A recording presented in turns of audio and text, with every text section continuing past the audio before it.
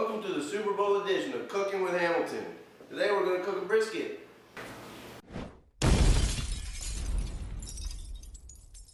Alright, the most important thing about cooking a brisket is not necessarily the seasoning. It's about the technique.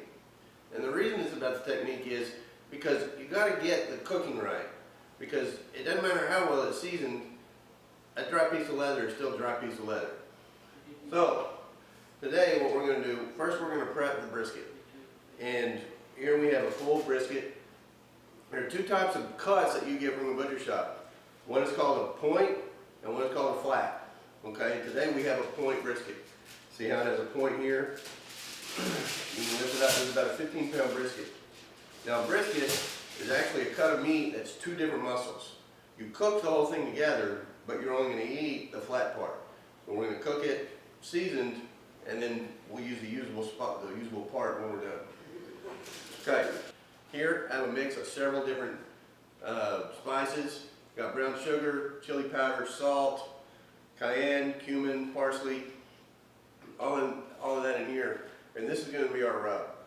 The biggest ingredient that we have here is the brown sugar. I'm gonna turn this brisket over, and you're gonna see the whole backside of the brisket is covered in fat. And you want about a quarter inch to a half an inch of fat to stay on here. Okay? So you can tell that this fat right here is a little bit thicker. So you take it and you want to trim it down. You get a nice even, like that. So it's about even all the way through. The first thing I'm going to do is I'm going to take a bunch of pods of garlic. Because you're going to cook it from the fat side down. So I'm going to put everything in from the fat side so it seeps through while we're smoking the brisket. But you want to cut a bunch of holes in it like this so you can slide pods of garlic in here. So seep throughout the meat while you're cooking it. And what you do is just take full pods of garlic and slip it to the meat.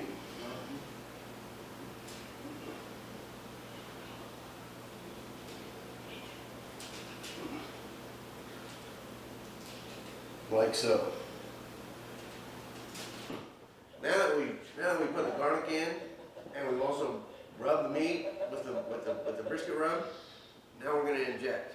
Okay, so I have a very sophisticated piece of machinery here, and we're going to inject it into the meat so that we can get it to hold some juices. It's going to seep in over the next couple hours in the refrigerator.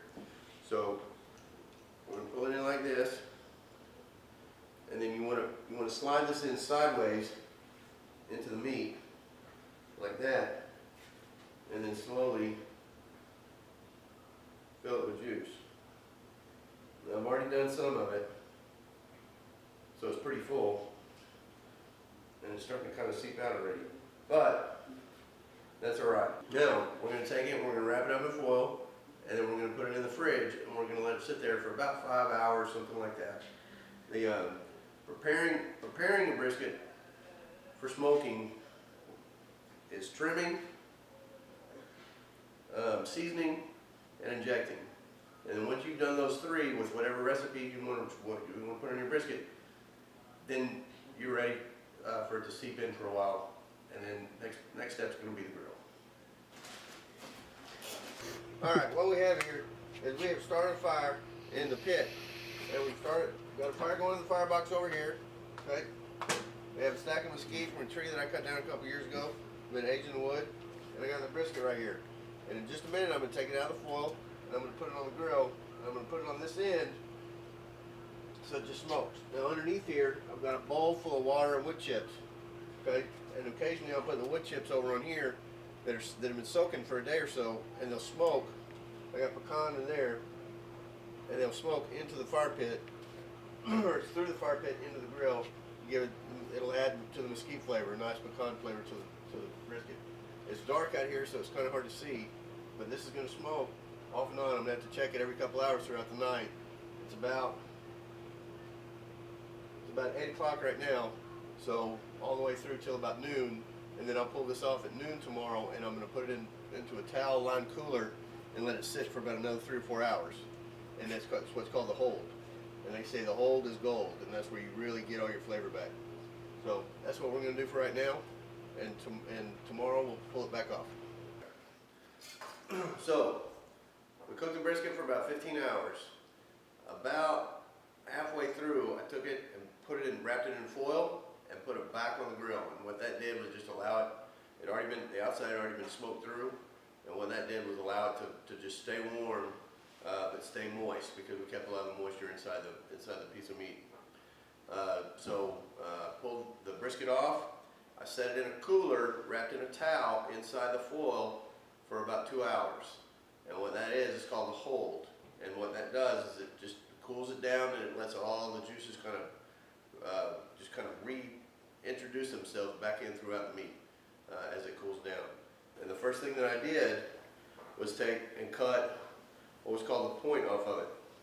And you can see this is the point, and it's all just a bunch of the fat and the juices and everything. You can see how moist it is, and that's why you want to keep it on the brisket while you're cooking it. But it's just kind of string meat, and you wouldn't necessarily want to eat it. I mean, you can use it in tacos or something like that, but it's not necessarily you want a good piece of meat from it. But just so you see, when you take your brisket here and you slice it down, you want to cut it against the grain. You can see it's just kind of falling apart. And this is just tender, it's like butter.